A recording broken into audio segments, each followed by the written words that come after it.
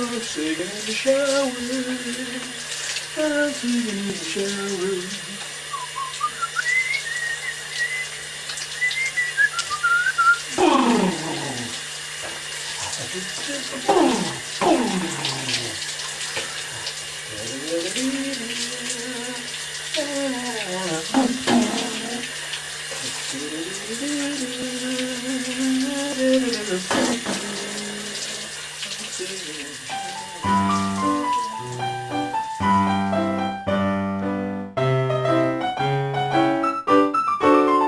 When a child I hosed the driveway to wash off all the grease until it was quite spotless, I couldn't rest in peace.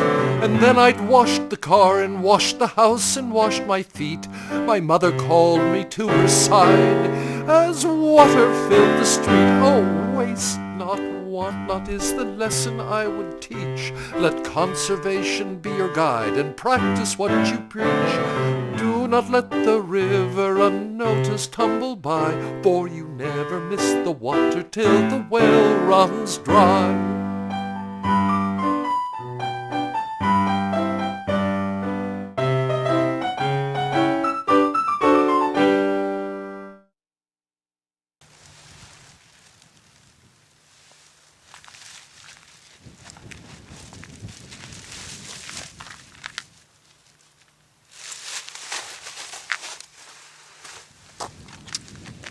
This is the story of water.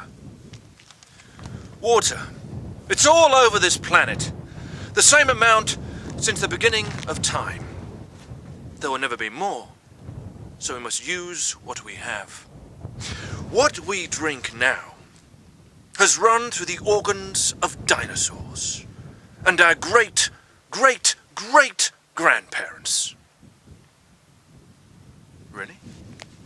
What? Thank you.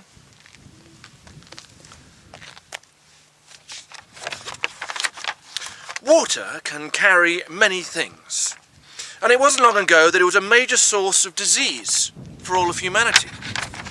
Keeping it clean has been humanity's major goal to fight disease. In first world countries like here, in the United States, where cleanliness of water is no longer the issue, the desire for pure taste, smell, and clarity have created an industry of bottled waters. This is the San Gabriel Valley, where the San Gabriel River runs through a densely populated, multi-cited valley in Los Angeles County in South California. This valley, its river, and its people are like a microcosm of the whole planet. A microcosm, actually, is a, well, it's a very tiny cosm.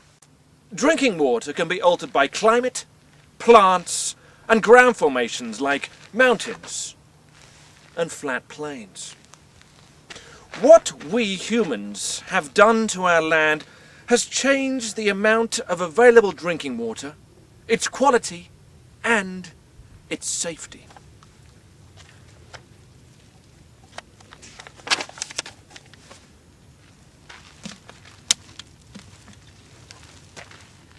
Now, let's see how a river works. Where does water come from?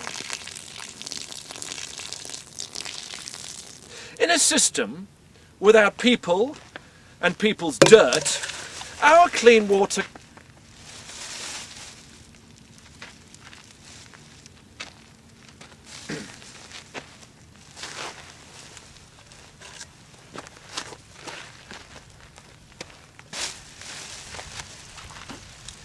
In a system without people and people's dirt, our clean water comes from...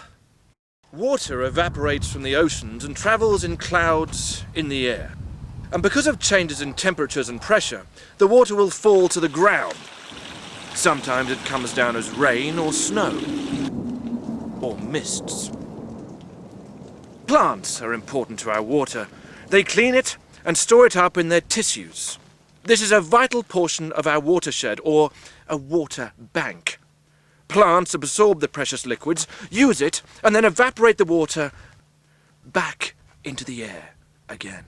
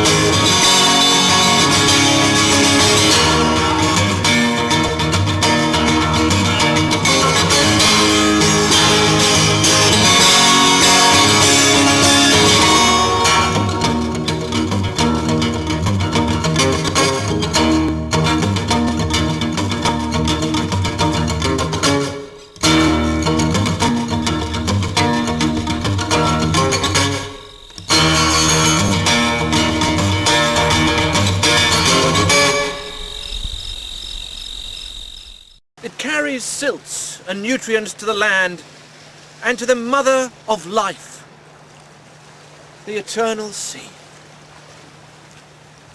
But what has happened to the San Gabriel River? It's time to look at this journey to the sea a little closely. Let's return to the water's source. Or starting point, if you will.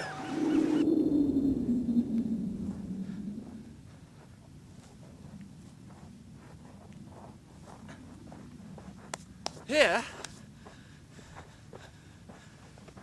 back on the mountain,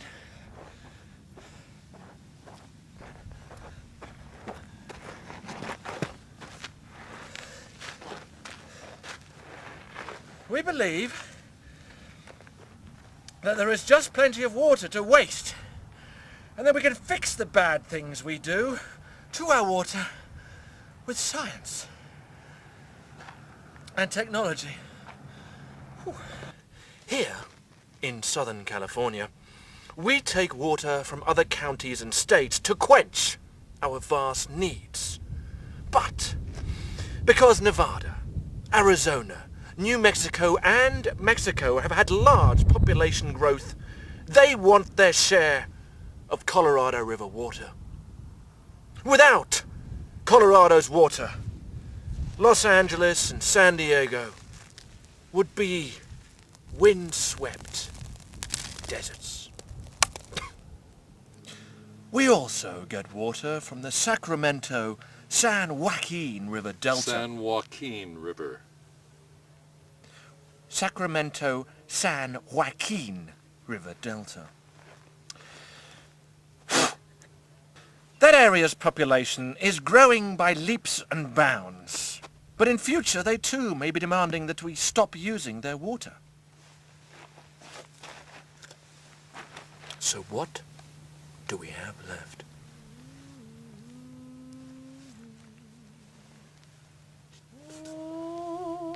Thank you.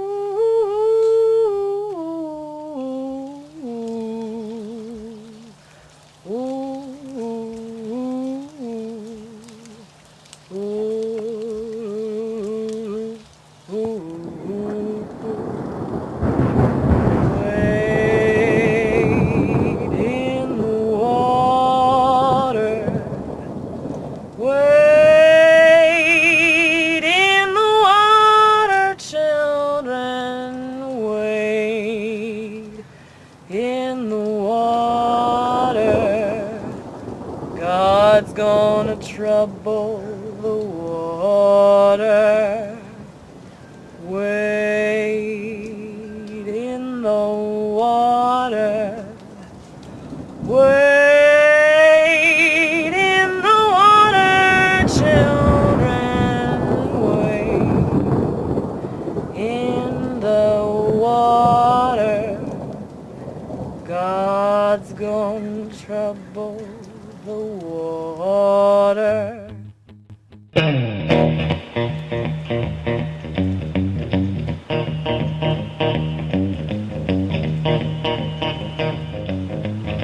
Now, even though Public Works or the Flood Control District, we own all the dams, we own all the groundwater recharge facilities downstream, we don't own a drop of water behind the dam. All the water rights along the river have been claimed by other entities. There's two organizations that own pretty much all the water rights. The first 135 cubic feet per second of water that flows in the river belongs to an organization called the San Gabriel River Water Committee, which I think Don Barry here is the representative of the committee, or Committee of 9 for short. Well, Cogswell and San Gabriel, and Morris was built by the City of Pasadena.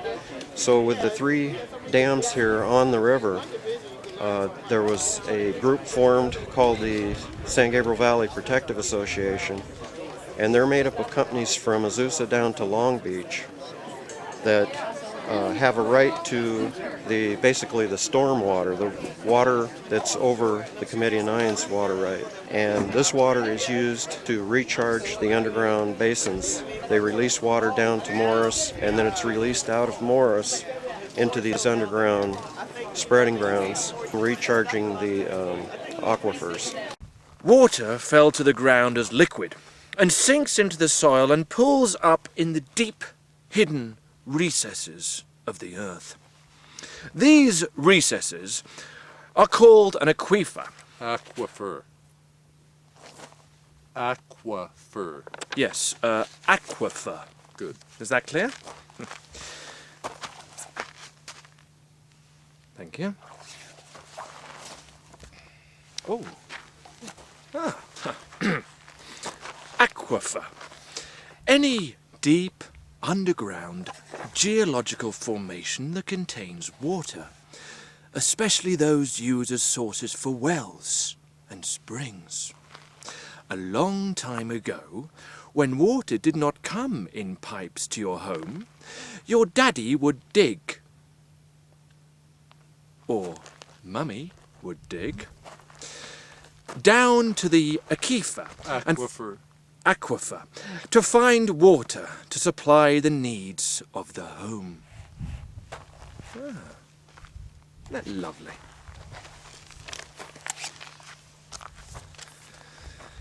The water doesn't settle down to an aquifer and will run down and pour into larger and larger waterfalls and creeks and streams and rivers. Finally, the river joins the ocean in a salt marsh or estuary.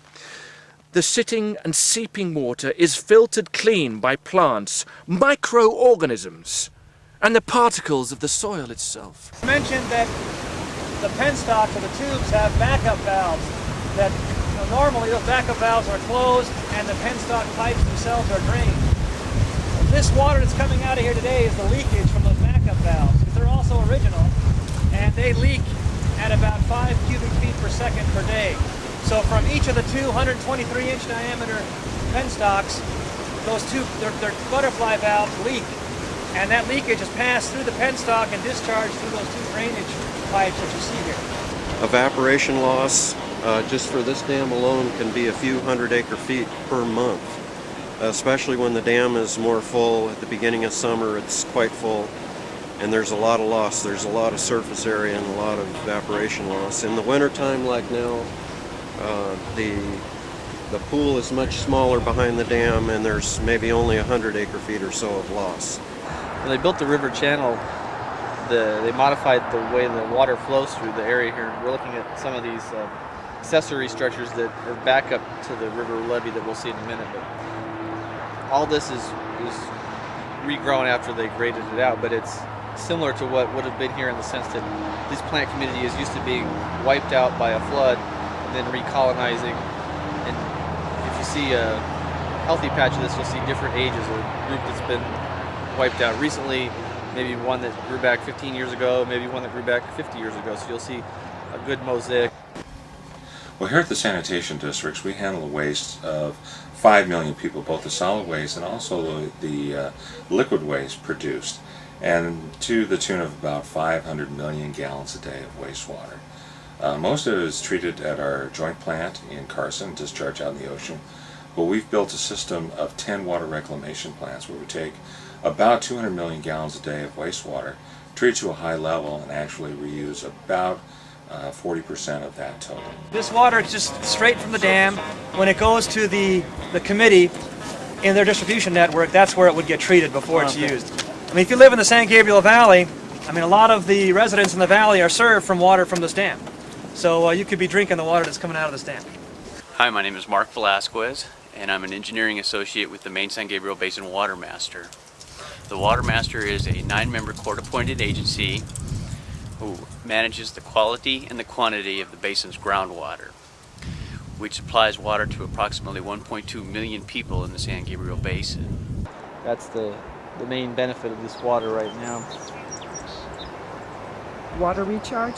Groundwater recharge, they have to lower the water level in the dams in the mountains in the early winter, late fall, so that they can hold the incoming winter's rain. So a lot of this water is let out in anticipation of rain, and whenever they need water for groundwater recharge, they do it periodically throughout the year. And this is Pectocaria, or comb burr. It's not a particularly showy plant, but it's a native wildflower. It's important for people to know that all water is recycled water. There's no new water. It's the same water we've had for the last 3 billion years that life has been on this planet. Ever since the first bacteria, water has been used by life, by living organisms, discharged, eliminated, removed, cleaned by nature, and then reused by the next organism. On and on it goes. What we do with water recycling, in particular groundwater recharge, is take water that's been used, clean it up to a high level, a level that meets current state and federal drinking water standards. It's that clean. Put it on the ground, allow it to percolate in the soil, mix with other sources of water that might not even be as clean as our water supply, but they're considered natural sources because they're coming from rivers or streams.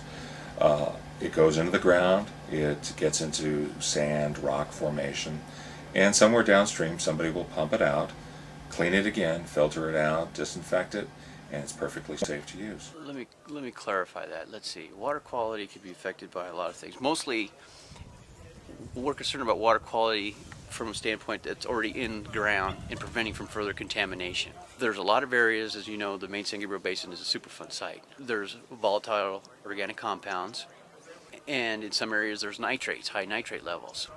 They just didn't get there by accident. They come from past industrial and agricultural practices that led to this contamination. Now, there's absolutely no chance of any rainfall. There's not going to be any rainfall runoff. Imported water is not available to be purchased and spread.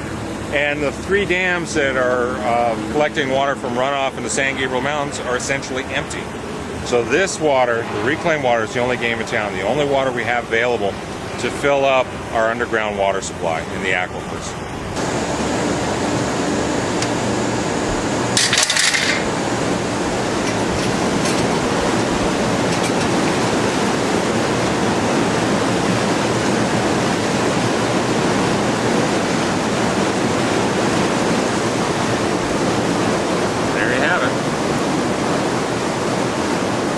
After about 12 hours of treatment, so this water is actually went down somebody's toilet about say 10 o'clock last night. I think the public realizes that this is, they're just doing it. It's more sophisticated than it has been in the past, but it's, we've been drinking toilet water for millions of years. Once the people moved here, when we hit the capacity of the local groundwater to meet the needs, we went out and got more water. We, Southern California.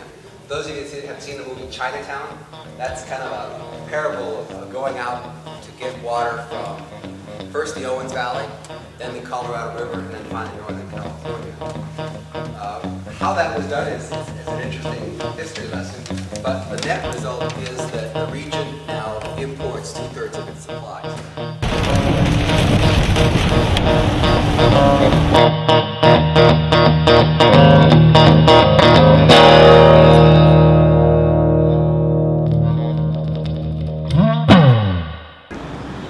So, let's see what we have in here. Grease from cars, asbestos from brakes lining from cars, unknown stuff, pesticides, herbicides, toxic heavy metals, and do I have to say this? Quickly. Dog poo.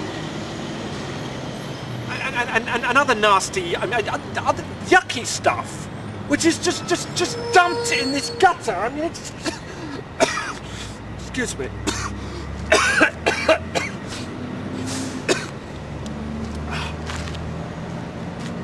Oh.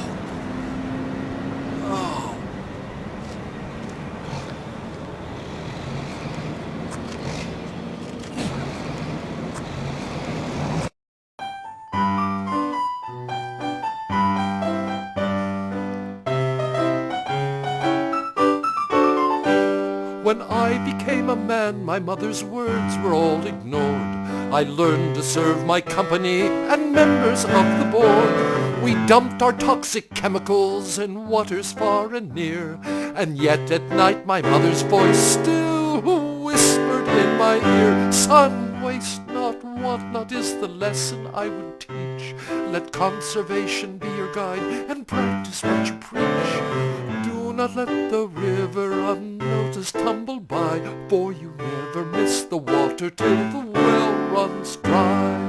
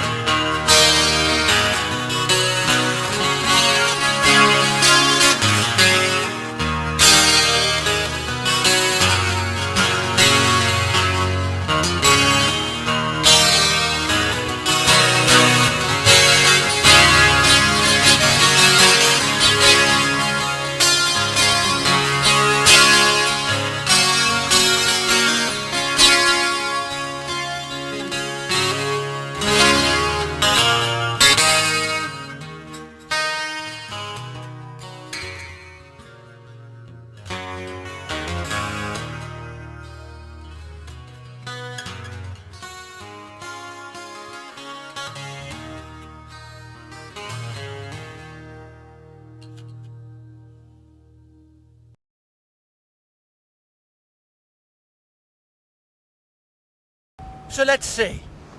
What can we do? How can we save ourselves?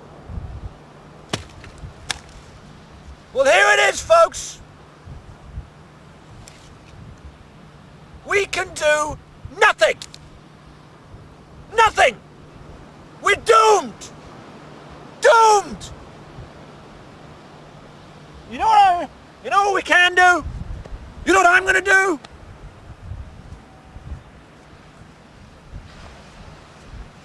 Eat worms and die. Harry, wait, Harry, come back here. Come here. Come on. It's all right. No point, Paul.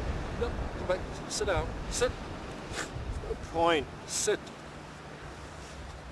Well, Harry, I know things are bad. And they're probably going to get worse.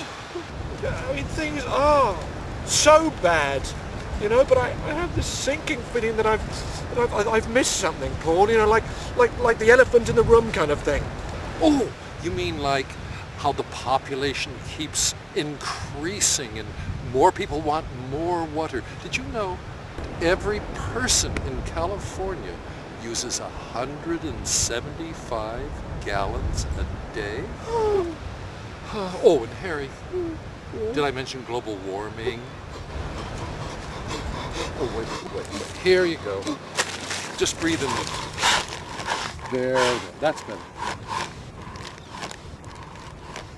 You're just trying to make me feel better.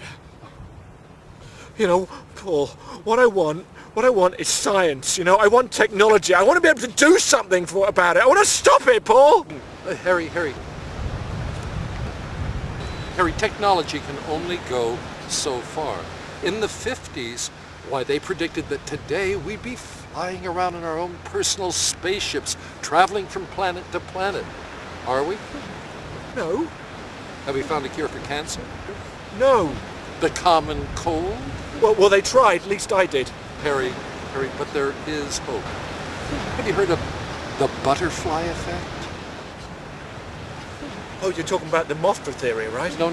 Say there's a butterfly in Oxnard that flies from flower to flower, and it stirs up the atmosphere around it, and then that stirs up the atmosphere, and that goes on and on till... What, there's a tornado in Texas? No, but it does change the weather on the planet Earth. Oh, great. You're telling me that if I don't flush my toilet 2 times, my water rates will be lower? No, it will not show as lower water rates, but there'll be that much more water for the produce in the central valleys. Do you understand? Yeah, I do, but I want something big to happen! Well, how about getting a big, low-pressure shower head? Oh, thanks a lot! Oh, now, Harry, really, think of it this way.